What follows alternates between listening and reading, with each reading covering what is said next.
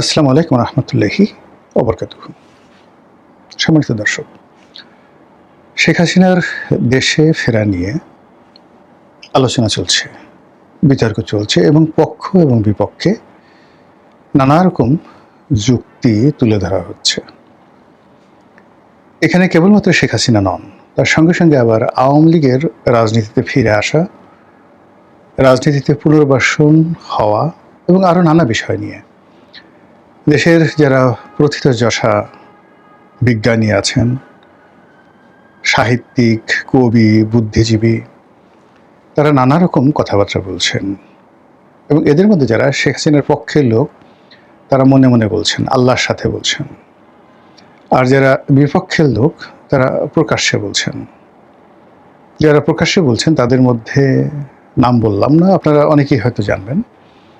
তো কয়েকজন বুদ্ধিজীবী বলেছেন যে যদি আওয়ামী লীগ আবার রাজনীতিতে পুনর্বাসিত হয়, শেখ হাসিনা আবার যদি ফিরে আসে, তাহলে সেক্ষেত্রে তার যে যত লেখাপড়া, যত জ্ঞান, সবই তিনি সমুদ্রে ফেলে দিবেন বা তার এই জীবনের সকল অর্জন মিথ্যা প্রমাণিত হবে। অর্থাৎ তিনি তার যে নীতিশাস্ত্র, তার যে পলিটিক্যাল সায়েন্সের যে জ্ঞান, গুণাবলী বা গরিমা, এগুলো ব্যবহার করে তিনি শতভাগ নিশ্চিত হয়েছেন যে কোনো অবস্থাতেই শেখ হাসিনা বা আওয়ামী লীগের বাংলাদেশে ফিরে আসা সম্ভব নয়। আর যদি তিনি ফিরে আসেন বা আওয়ামী লীগ ফিরে আসেন, তাহলে রাজনীতির সকল ব্যাকরণ উল্টে যাবে এবং সেই অবস্থায় তার বেঁচে থাকার কোনো মানে হয় না। রাজনীতিতে এরকম অনেক বাহাস হয়, বুদ্ধিজীবী মহলেও অনেক বাহাস হয়। আদিকালে এরকম বড় বড় রাজাবাদশারা এরকম বাজি ধরতেন এবং কখনো কখনো সেই বাজিতে পরাজিত হয়ে অনেকে রাজ্যহারা হতেন, আবার অনেকে নতুন কোনো রাজ্য পেতেন, রাজকন্যা পেতেন। এমনকি বড় বড় রাজারা নিজেদের যে রানী, তাকেও জুয়ার কোর্টে বন্ধক রাখতেন। আপনার সেই মহাভারতের বিখ্যাত দ্রৌপদী, সেই দ্রৌপদী, তার যে ইতিহাস আপনারা সবাই জানেন। তো যেটা বলছিলাম যে এই যে শেখ হাসিনা বাংলাদেশে আসবেন, তিনি হুমকি দিচ্ছেন, তিনি ঢুকে পড়বেন, তিনি হুমকি দিচ্ছেন তিনি 6 মাসের মধ্যে ফিরে আসবেন, তিনি হুমকি দিচ্ছেন এয়ারপোর্টে তিনি এসে নামবেন আর জেলখানা প্রস্তুত করতে। আর যেহেতু তিনি ফাঁসির আসামি, ইতিমধ্যে তাকে ফাঁসি দেওয়া হয়ে গেছে, কাজেই সে ফাঁসি কার্যকর করার জন্য ফাঁসির মঞ্চ তৈরি করতে তিনি সরকারকে অনুরোধ করেছেন, নির্দেশনা দিয়েছেন, হুমকি দিয়েছেন, হোয়াট এভার মেবি। আর এগুলো নিয়ে সরকার ঠিক কথার কথা নয়, সরকার এটাকে খুব সিরিয়াসলি গ্রহণ করেছে। তাদের একাংশ বলছে যে ঠিক আছে, উনি যদি আসেন ন্যায় বিচার পাবেন, মানে তাকে যেভাবে ফাঁসির আসামি করা হয়েছে, যেভাবে তাকে ফাঁসি দেওয়া হবে ওটা নিয়ম মেনে তাকে ফাঁসি দেওয়া হবে, ঠিক ক্রস ফায়ার দেওয়া হবে না বা তাকে ঠিক যেটাকে বলা হয় ইলেকট্রিক চেয়ারে বসানো হবে না। আমাদের দেশে গতানুগতিকভাবে নিয়ম মেনে অতীতে যেভাবে কর্নেল তাহেরকে ফাঁসি দেওয়া হয়েছে, অতীতে যেভাবে কাদের মোল্লা, মতিউর রহমান নিজামী, তারপর সেই যে মীর কাসিম আলী, তাদেরকে যেভাবে নিয়ম মেনে ফাঁসি দেওয়া হয়েছে, শেখ হাসিনাকে ওইভাবে ফাঁসি দেওয়া হবে। ফাঁসির আগের রাতে তার কাছে জিজ্ঞাসা করা হবে আপনি কি খাবেন। ফাঁসির দড়িতে চড়ানোর আগে তার শরীরে টেম্পারেচার মাপা হবে, তিনি সুস্থ আছেন কি না। এরপর তার যে আত্মীয় স্বজনরা আছেন তাদের সবাইকে শেষবারের মতো দেখা সাক্ষাৎ করতে দেওয়া হবে। তো এখন শেখ হাসিনা যে অবস্থায় আছেন, সরকারের যে কর্তা ব্যক্তিরা তাকে যে বলছেন যে তার প্রতি অন্যায় করা হবে না, অবিচার করা হবে না এবং তাকে এক্সট্রা জুডিশিয়াল কোনো কিছু করা হবে না। তো এখন শেখ হাসিনার যে অবস্থান, সেই অবস্থান অনুযায়ী জুডিশিয়াল প্রসিডিউর বলতে মূলত জেলখানায় ঢোকানোর আগ পর্যন্ত একটা প্রসিডিউর আছে, সেটা হলো তাকে পুলিশের জিম্মায় নেওয়া, তাকে পুলিশের কাস্টডিতে নেওয়া, নিরাপদে তাকে জেলখানায় পৌঁছে দেওয়া। এবং এটা ঢাকা এয়ারপোর্ট থেকে খুব সহজে সম্ভব। এর কারণ হলো এয়ারপোর্ট খুব রেস্ট্রিক্টেড একটা এলাকা। এই এলাকাতে আপনি বাইরে যতই লাফালাফি করুন না কেন, কিন্তু এয়ারপোর্টের ভিতরে আপনি সহজে ঢুকতে পারবেন না। আবার এয়ারপোর্টের ভিতর দিয়ে একটি অংশ আছে যেখানে সামরিক বিমান ওঠানামা করে। এবং ওই অঞ্চল সামরিক বিমান যেখান দিয়ে ওঠানামা করে সেই অঞ্চল দিয়ে হয়তো শেখ হাসিনাকে ভারতে পাঠানো হয়েছে। তো শেখ হাসিনা যদি আসেন তাহলে সেই সামরিক অঞ্চলেই তাকে ল্যান্ড করা হবে এবং সেখান থেকে যদি সরকার চায় তাকে নিরাপদ আশ্রয়ে ক্যান্টনমেন্টের ভিতরে নিয়ে যাওয়া হতে পারে। তারপর ক্যান্টনমেন্ট থেকে আবার হেলিকপ্টারে করে তাকে জেলখানায় নেওয়া যেতে পারে এবং বেগম জিয়াকে যে জেলখানাতে নিঃসঙ্গভাবে রাখা হয়েছিল ঠিক সেইভাবে তাকে ঢাকা কেন্দ্রীয় রাজিমউদ্দিন রোডে যে কেন্দ্রীয় কারাগার ছিল সাবেক, সেখানেও তাকে রাখা হতে পারে যাতে কোনো অপ্রীতিকর ঘটনা না ঘটে। সেক্ষেত্রে তাকে হেলিকপ্টারে করেও নেওয়া যেতে পারে। এগুলো হলো কোনো এক্সট্রা জুডিশিয়াল অ্যাক্টিভিটিস হবে না, তার একটা ইতিবাচক দিক। তো এগুলো নিয়ে আলাপ আলোচনা হচ্ছে, তার সঙ্গে সঙ্গে আবার ভয়ও পাচ্ছে অনেকে যে যদি এসে যায়, যদি সব কিছু ঠিকমতো না থাকে, যদি আইনশৃঙ্খলা রক্ষা করা না যায়, বা আরও অনেক যে ভৌতিক কাণ্ড রয়েছে। বাংলাদেশে তো আসলে জিন ভূতের অভাব নেই, প্রতিটি বট গাছে একটা করে জিন আছে। তারপর আরও অনেক ছোট ছোট গাছ আছে গ্রামগঞ্জে, সেখানে অসংখ্য জিন বসবাস করে। কোনো কোনো জিন নাকি আবার সন্ধ্যার পরে সাপ হয়ে যায় এবং রাস্তার মাঝে চিত হয়ে শুয়ে থাকে জিন।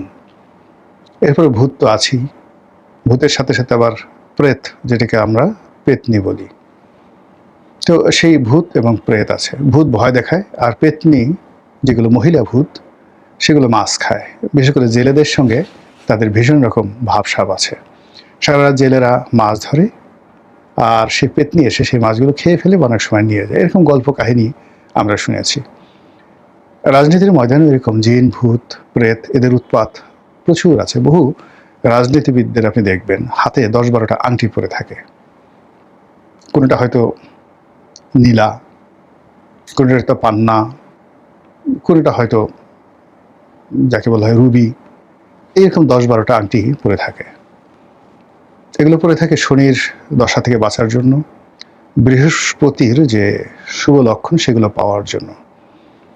এবং রাজনীতিবিদরা যেহেতু বিশ্বাস করেন যে ক্ষমতা আল্লাহর দেয়া দান, ক্ষমতা আবার নিয়ে যাওয়া আল্লাহর দান, এই জন্য অনেকেই সেই রুদ্রাক্ষের মালা গোপনে পরেন, হাতে সেই তসবি রাখেন, কোমরে তাবিজ পরেন।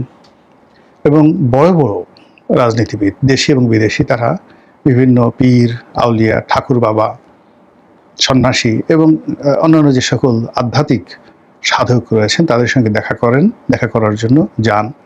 ওরে আমার বাবারে বলে পা ধরে তারা চুম্বন করেন। এরকম অনেক রাজনীতিবিদ এই বাংলাদেশে আমরা দেখেছি বিভিন্ন সময়টিতে।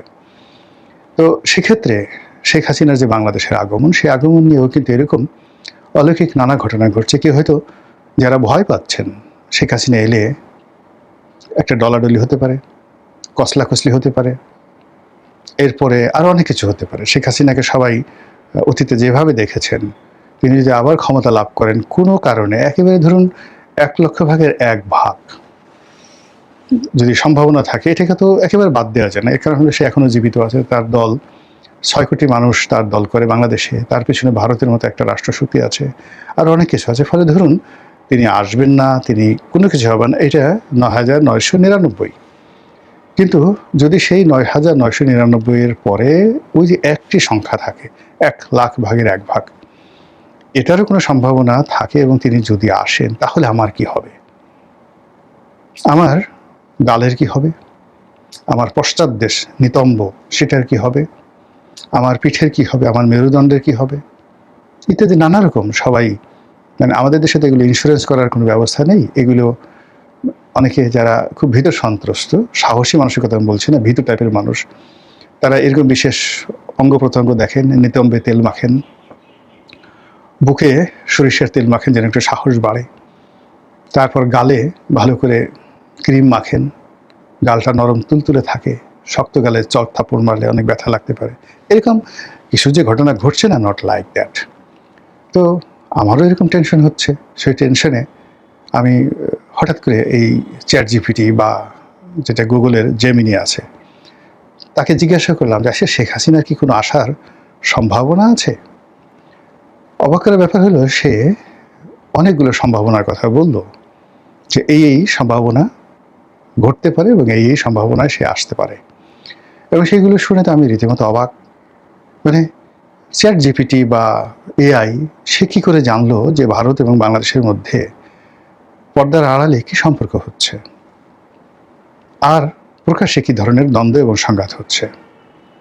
নরেন্দ্র মোদীর সঙ্গে শেখ হাসিনার কি সম্পর্ক? বর্তমান বিজেপি এবং পশ্চিমবঙ্গ সরকারের সঙ্গে আওয়ামী লীগের কি সম্পর্ক?